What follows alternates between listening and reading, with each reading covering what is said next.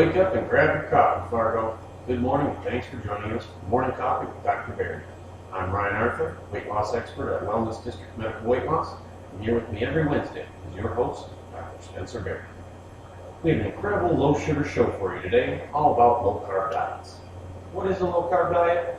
Well, you might want to adopt a low carb diet instead of, say, maybe a kid or a dog or a cat. Also, how to identify a carb, because you can't avoid it if you don't know what it is. So, Doc, what words of wisdom do you have for us today? Well, good morning, Ryan, and good morning to all the folks joining us today. We have a lot of things to talk about with low-carb diets. It's interesting that probably one of the biggest things I find in working with patients and helping them with health as it relates to their dietary intake is helping folks understand what we mean by low carb. You hear these terms thrown around a lot. Low carb diet. You'll hear high fat. These are relative terms. High, low. You actually have to get into specific numbers. To do that, for patients to really understand, I mean, it's not, say, somebody may think they're going low carb, if you will, if they say, well, I kind of stay away from bread and pasta a little bit. Again, it's about the totality. You have to understand the totality of the liquids and solids you're bringing into the body. So when we talk about eat, we're talking about liquids and solids coming in. Now, remember, these are lifestyles. We're going to be speaking about these different diets. They call them diets, but dietary lifestyles, meaning what do you do over time? I always say this isn't what we do for, say maybe to lose 10 pounds or do for a couple of months or till the wedding. No, this is something we want to be able to do for a lifetime. So it's got to be sustainable. That's key to obtain the major benefits. So when it comes to nutrition, folks mostly have heard of, and there are three ways that we get calories. Okay, and that's what we're talking about there. They're called macronutrients, but basically how we get calories are fats, proteins, and carbohydrates. Those are the three things. The fats, again, made up of fatty acids that come in. The proteins, they're made up of amino acids. Okay, amino acids make proteins. Proteins are used for a lot of structural things, muscle, a lot of our transmitters in the body. The carbohydrates are the sugars. So I tell folks, carbs are sugars, sugars are carbs. You think of them interchangeably, those words. Okay, we don't separate those here at the clinic. So a low carb diet is a low sugar diet? Yes. Because they're one and the same? That's correct. You learn that we don't separate. Sometimes patients will say, well, I don't eat a lot of sugar, I get some carbohydrate. Or they'll say, I get sugar, but I don't eat many carbs. No, carbs are sugar, sugar are carbs. Carbohydrates, when we look at them and break them down in the metabolic world, those are the sugars. Like lactose is milk sugar, maltose may be grain sugar, sucrose is table sugar. So these are the sugars. So that's why we teach patients, carbs are sugar, sugar are carbs. And so that's something I want people to take home today and make sure they understand that they don't separate those two. We're going to allude later on in the show a little bit toward what we call sugar proper and sugars, okay, because there's a little bit of a difference, and folks will understand when we get there what we're talking about. But anyway, it's the percentage in which you take those calories in. So when the United States government comes out and says that this is what we want you eating, a low-fat diet, they're talking about generally getting less than 30% of your calories, which if it's a standard 2,000 calorie diet, they're talking about taking in less than 600 calories in fat, and sometimes even lower than that. If you drop that down, it can be 500, etc. But how you put together the mix of the three, proteins, fats, and carbohydrates, to get to that 2,000 calories, because those are the only three ways we get calories, that's why when we talk about low carb versus high fat versus low fat, and so we want to put numbers and specifically quantify those. The United States government says at a minimum 45% of your caloric intake should be, and maybe up to 60% should be from carbohydrates. So we're talking about getting anywhere from 900 to 1,200 calories of that 2,000 calorie diet from carbohydrates, which is again about 225 up to 275 grams of carbohydrates. And so here's what we want to talk about is grams now of carbohydrate.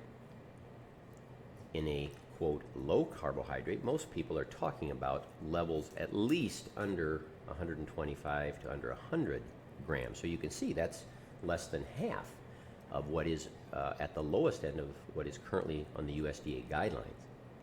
Now, There was concern early on, and many people had looked at this as being severe and something that's very, or even some folks thought it to be dangerous, or that you couldn't follow it, couldn't make it sustainable. And that's been shown, especially in the last 10 years, with this growing body of evidence now that we know about how healthy eating a reduced carbohydrate and reduced sugar intake diet is for humans in terms of decreasing risk for many, many different types of diseases. And we'll get into that. But again, when we talk about dietary intake, throughout the world, protein, of the three macronutrients, protein will usually always fall in the middle. And so it's the carbohydrates that are either decreased, and in which case you're going to be getting the majority of your calories from fat, okay? And then in the standard American diet, where they say 45 to 60 from carbohydrates, you're going to be getting the lower amount from fat. Protein will always fall in that anywhere from 15 to 25% range, okay? And so again, each of these nutrients have a function for us, and we can talk about that function going forward. But so understand that it's all about the percentages, and that's what we help patients learn how to formulate and put together what we call a well-formulated dietary intake to help them achieve their goals in all situations that they live in. Okay, it's very important that we learn to live and eat in the world we live in, and that's important. So sometimes we shop at stores, bring home groceries, prepare them and eat them. Sometimes we're ordering off of a menu at a restaurant, and sometimes we're going through a buffet, cafeteria, or smorgasbord line. And so it's knowing in those three settings, what do I do? What is the best way to approach my eating? If I have a game plan, a plan beats no plan every time. It's not always 100% achievable, but at least you've got a plan and you've got something to kind of go by. Okay, Doc, let's get specific. If I'm an average Joe and I want to start adopting a low-carb lifestyle, what amount of carbohydrate are we looking at? All right, 200-pound male.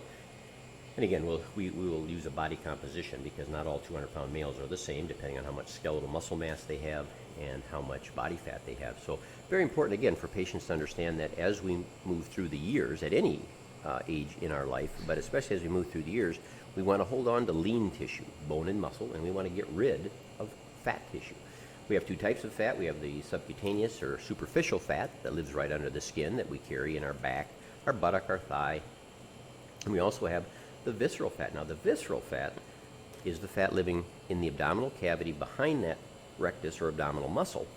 That's the fat that's actually killing us. Okay, it only makes up about 20% of our overall fat content, but that's the fat that's putting out. It turns out it's almost it acts like an endocrine organ. It's making many different things each day that it's putting into our bloodstream. It seems like the things they discover, what they call these inflammatory cytokines, these are cell communicating molecules that are being produced. It seems like they find more and more of them every day, and they're not beneficial to us. So a lot of what visceral fat makes, okay, and actually puts into our system is actually harming us and causing inflammation that drives things like metabolic syndrome, insulin resistance, diabetes, heart disease, risks for cancer. So again, the visceral fat and holding on to this obesity is the problem. So you say we have good fat, bad fat. Now you're saying all carbs are sugar and all sugar are carbs. So is sugar automatically bad for us? I mean, are there good carbs? Are there bad carbs? I hear people talk about natural versus synthetic. What's your take on that? Yeah. Well, again, I just want to briefly backtrack. You mentioned about specific numbers, and I didn't give you anything specific. Under 100 grams of carbohydrates would be what most people consider to be low carb, and many times folks will step it down from there. Under 80, under 50 for sure, most folks will start to consider that a low carbohydrate intake, and that's where somebody eating that 2,000 calorie diet, if they're under 50, they're getting under 200 calories or under 10% of their caloric intake. So not 45% like in the low fat diet, but under 10% from carbohydrates. And that's where last week, for those that were with us or that go back and listen to our discussion of nutritional ketosis, that's where we start to make that switch from making sugar our primary burning fuel to fat our primary burning fuel. And then some folks will even take it down to what they call very low carbohydrate, under 25, and that'll just intensify the low carbohydrate benefits. Now, as you just mentioned about the good and the bad, if we look at the sugar hierarchy, we call this. Now, we call this the carb store in our clinic. We use this and talk to patients about, and I think it's a good way to think about it. If you notice, it says on here where sugars come from. Where do we get sugar in our daily life? And again, I refer to it as the carb store. We go to the carb store. And there's aisles. As you can see, there's 8 aisles in this store, just like you'll find aisles in any store that you go to. And generally, the healthier are on the right, and as we move to the left, it becomes less healthy. Okay, let me tell you what I mean by that. Turns out in aisle 1, that's vegetables.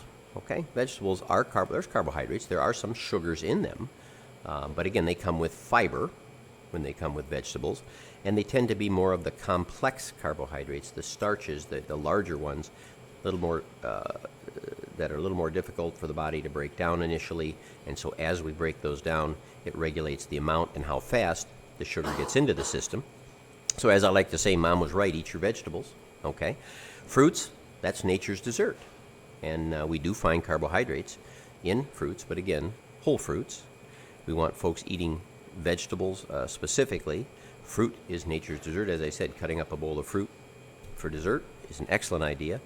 Now, as you move to 3 and 4, you'll see pastas, potatoes, rice, bread bun, crusts, whole grains, these types. Now, again, these are a little more complex in that they have strings of starch, but again, they're pretty much sugar, okay?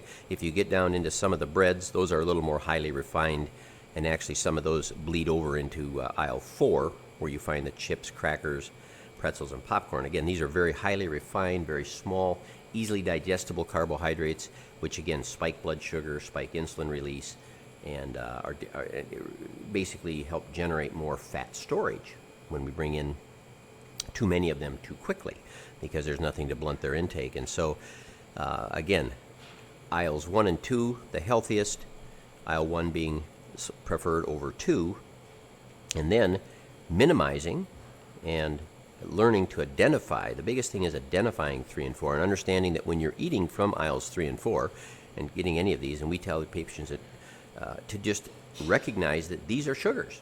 Remember, sugar are carbs, carbs are sugar. So potatoes, for instance, is mostly starch, all right, which is glucose when it's broken down, and there's not much fiber in them to help mitigate their absorption.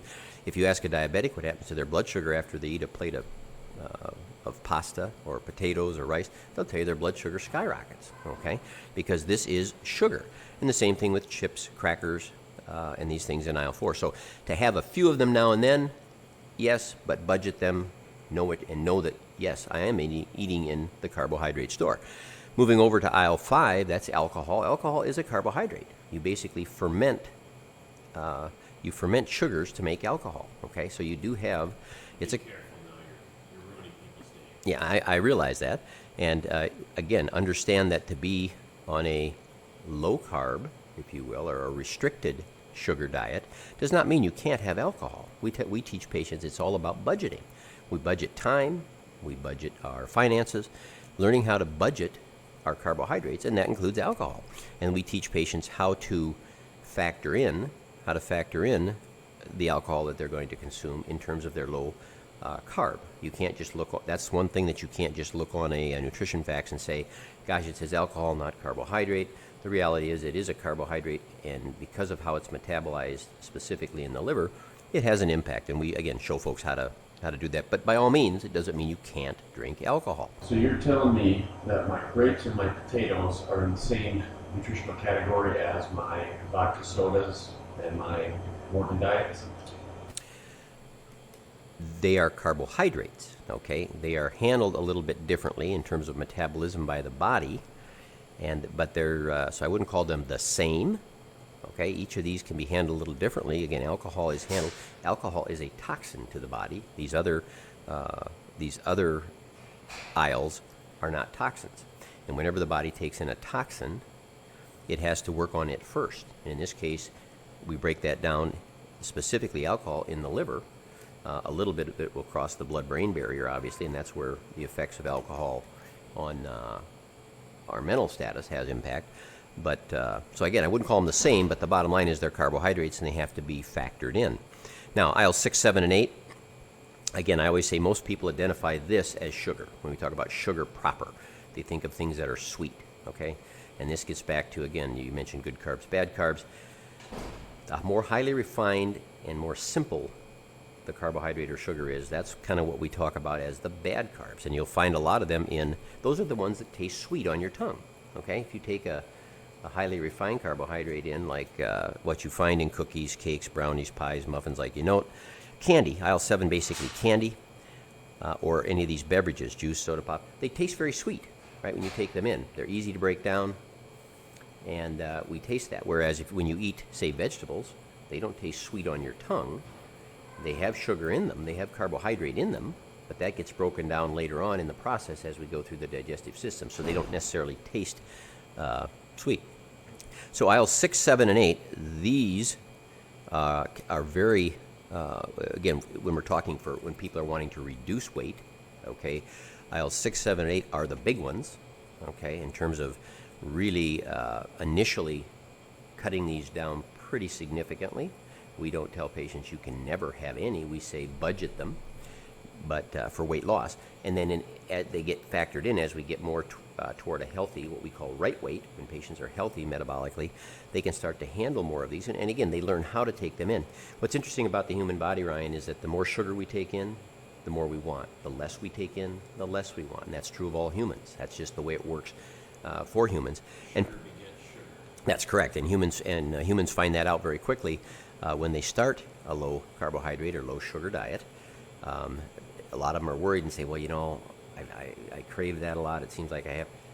Once they get away from that and they start eating the things, the fuel that the body runs on and needs, that's when they do very, very well. And they, in fact, many times they'll ask me, they'll say, Doc, you know, I don't get hungry for that. I don't crave that. Am I okay? They'll wonder, and I'll tell them, I'll say, you're better than okay. Now you're really getting healthy. This is, you're moving the right track. So again, aisle 8, sugar sweetened beverages. I mean, that's one of the major rules. Do not drink your sugar. Okay, when you drink the sugar, it comes in without fiber. There's no mitigation to absorption.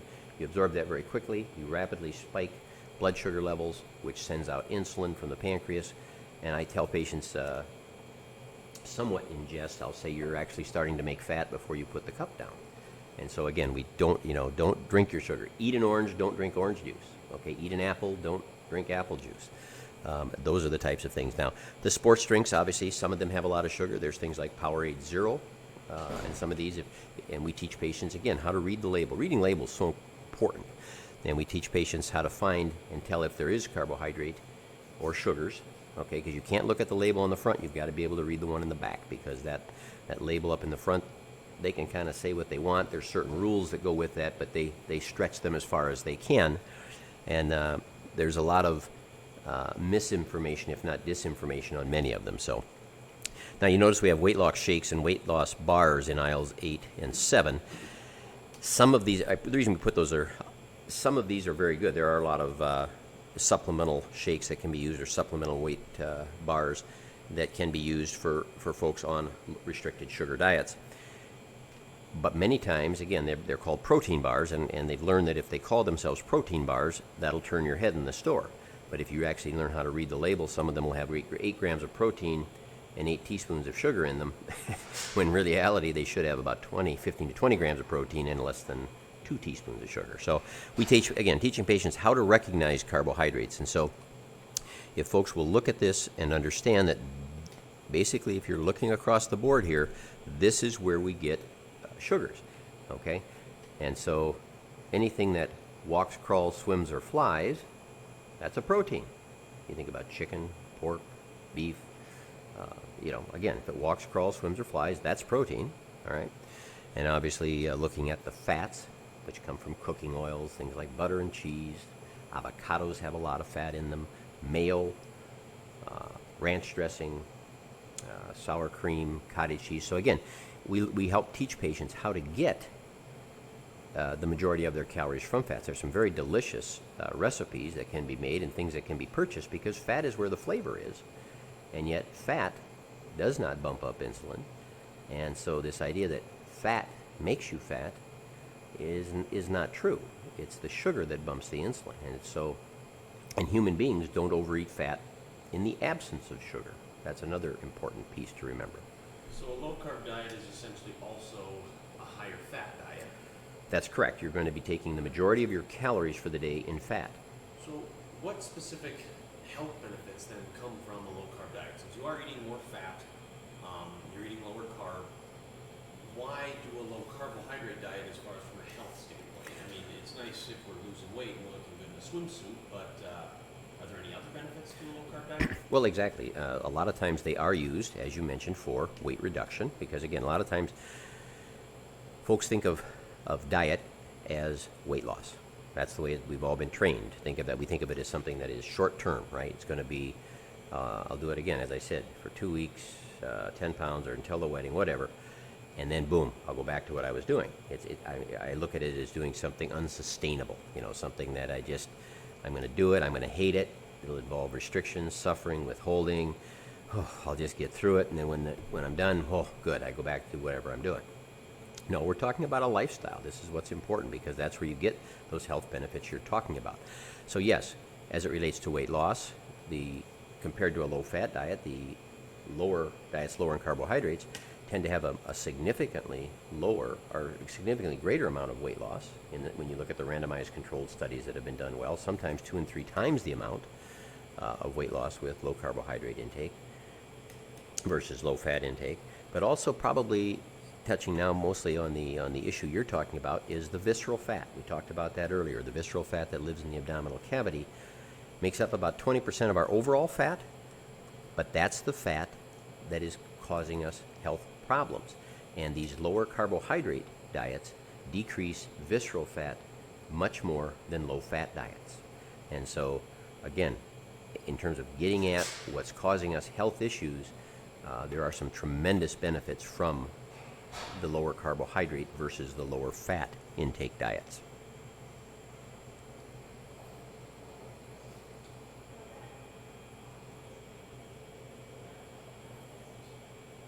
One of the other major benefits that you'll find from a lower carbohydrate intake has to do with the hormone insulin, because basically the amount of insulin that our body produces is pretty much yoked to our blood sugar.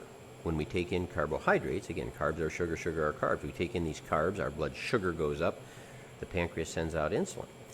Insulin plays a huge role, okay? It is our number one metabolic blocker to burning fat. So when insulin levels become high, the body can't access its body fat as well and burn it. When insulin levels are low, the body is able to access. It has to do with its work through different enzymes. There's some different enzymes that work both on the outside and the inside of the fat cell that make when insulin is high, makes it tougher for us to burn fat and easier to store it, and vice versa. When we lower our insulin levels, we can actually burn fat better and not store it. And so as patients are putting on this visceral fat and becoming insulin resistant, their insulin levels rise. And when they've got a higher baseline insulin level, they're basically locking in their fat. They can't access it to burn as readily. And so that lower insulin level that comes with eating a lower carbohydrate intake is very beneficial and helpful in helping the body to burn its own fat. So I'm a random Joe who wants to adopt a low carb lifestyle. It's the beginning of the show. What are the most helpful things I would need to know? You can break it down and give me 3 steps or 3 things that I can do right now, leave the studio, and adopt a low carbohydrate lifestyle. What would you say? Well, we talk about, again, knowing that breakdown. How much protein, how much fat, how much carbohydrate. That's going to be important, knowing those guidelines. Yeah, what they call the macronutrients. So knowing the macronutrient intake, saying, okay, I'm going to get about 25% of my intake from protein, and that's not a high protein. That's well within the normal limits of protein intake for humans. It's not a high protein. To eat low carbohydrate doesn't mean high protein. Again, that falls in the middle. So about 25% of my calories are going to come from protein. It means that somewhere around 10% to 20% are going to come from carbohydrate, depending on the individual. Okay. And that you're going to be taking in the majority, over 50 to 70%, from fats. So that's just the breakdown. Again, we show folks how to do that. But again, knowing that breakdown is important, where you're going to get those from. So know the guidelines. Know the guidelines, and then also How do we know? being able to identify that. We talked about that on the carb store. How am I going to avoid something if I don't know what it is? Exactly. That's one of the biggest things we find when we've done kind of not controlled studies, but we've done these on our own at different places where we do a lot of talks and go out and lecture and speak with the public at events in a carbohydrate identification and sugar identification. And that's one of the biggest issues that patients have and that people have is actually identifying sugars and carbohydrates and came to knowing what is a carb or a sugar and what isn't. And so when you understand that there is sugar in vegetables, there is sugar in fruits, you just have to learn how to quantify them. And it's very easy to learn what's in something and then how to consume it. So that's why in that sugar hierarchy that we put up with that carb store, you know those areas and know that, okay, these are carbohydrates. This when I'm eating from here, I'm getting some carbs. Now, there may be spillover, and especially on that left-hand side of the screen in aisles 6 and 7, there may be fats in there with that. But again, humans won't overeat fat in the absence of sugar. Okay, nobody goes home after a long day at work, takes a stick of butter out of the fridge and starts chewing on it. Okay, you don't pour yourself a glass of olive oil. You don't make yourself a bowl of Crisco to eat when you're watching the movie. Again, those are fats, 100% fat, and yet that's not what we do. Fats are flavorful. We'll use them, but they cause satiety. Protein and fat, when we take them in, cause us fullness or satiety, which then cuts our hunger and then helps us. And as we train, because that's one of the biggest things to remember about a dietary approach, is that you're going to train your body how to eat well. You're training your mind how to eat well. And for humans, as they see, feel, and perceive benefits from something, they want to do them more. And that's what ends up happening, is that patients see, feel, and perceive those benefits from that lifestyle. And as they're, whether it's weight management, lower blood pressure, obviously blood sugar gets better, knees don't ache because inflammation in the body goes down markedly with a lower carbohydrate intake.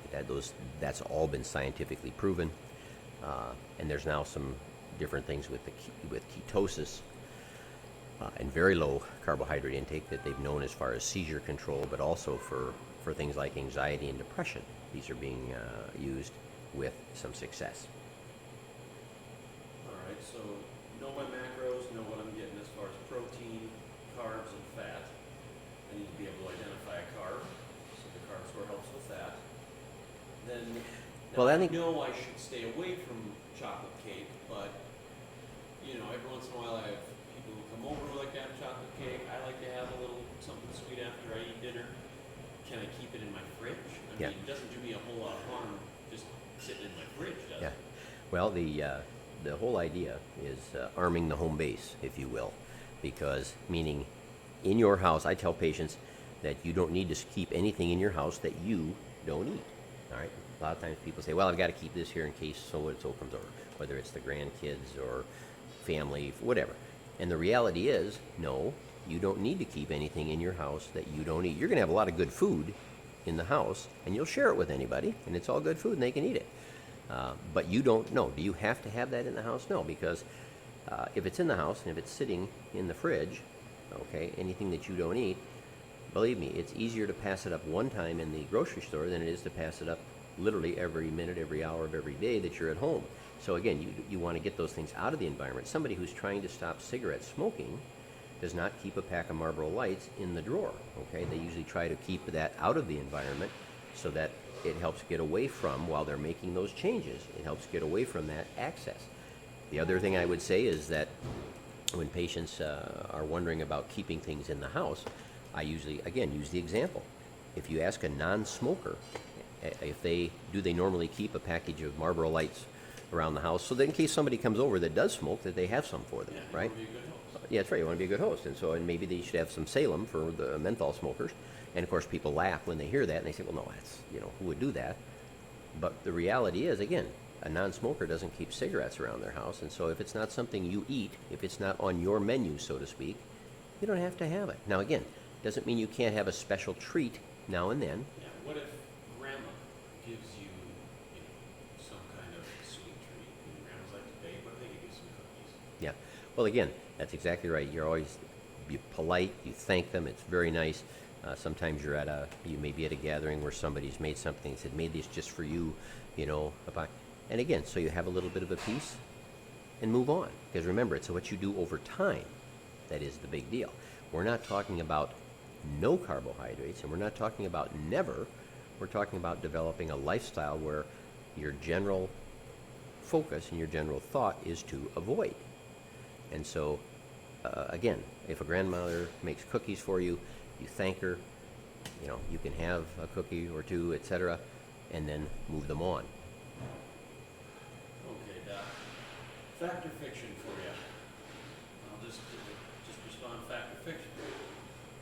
Okay. All right, Doc. Fact or fiction? Carbs are bad for you. That's fiction. Carbs in the right kind of carbs in the right amount can be utilized by the body very well. But there are no essential carbohydrates, but you can use them. So again, the right carbs, right amounts, not harmful. Can I break my metabolism? For example, people will say, you know, I ate really poorly when I was younger, and now I've broken my metabolism, so I have a slow metabolism. No, generally what they're talking about there is the effects that take place. Okay, that's fiction. That's fiction. You can't.